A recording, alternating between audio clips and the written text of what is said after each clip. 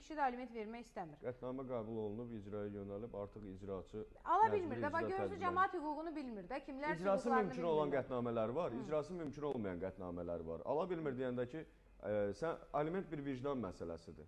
Təbii ki, bu uşağı dünyaya gətirən valideyn vicdanlı şəkildə uşağı saxlamağa borcludur.